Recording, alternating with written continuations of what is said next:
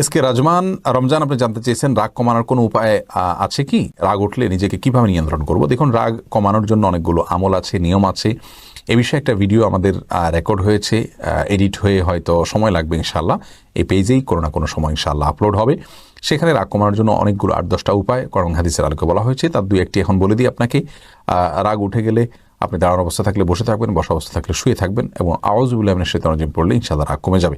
নিলয়, আপনি জানতে চান ইসলামী আলোকে মানসিক যন্ত্রণা থেকে রক্ষা পাওয়ার উপায় কি? ভাই নিলয়, মানসিক যন্ত্রণা থেকে বাঁচার জন্য আল্লাহ রাব্বুল আলামিনের আশ্রয় চাইবেন। খুব কঠিন একটি বিষয়, তবে কিছু আমলের কথা আপনাকে বলি। সূরা ইউসুফের আমলটি আপনি করতে পারেন, এটি মানসিক যন্ত্রণা থেকে বাঁচার জন্য গুরুত্বপূর্ণ একটি আমল। তারপরে আপনি বেশি বেশি সূরায় বেশি বেশি আপনার দুরুদ এবং ইস্তিগফার, এই দুটি আমল করবেন পেরেশানি থেকে বাঁচার জন্য।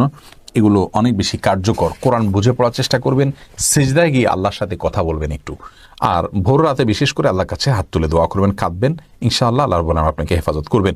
হাসনাইন, আপনি আইডি থেকে জানতে চেয়েছেন কোরআন আরবিতে পড়লে যে সওয়াব হয়, বাংলা অনুবাদ পড়লেও কি সেরকম সওয়াব হবে?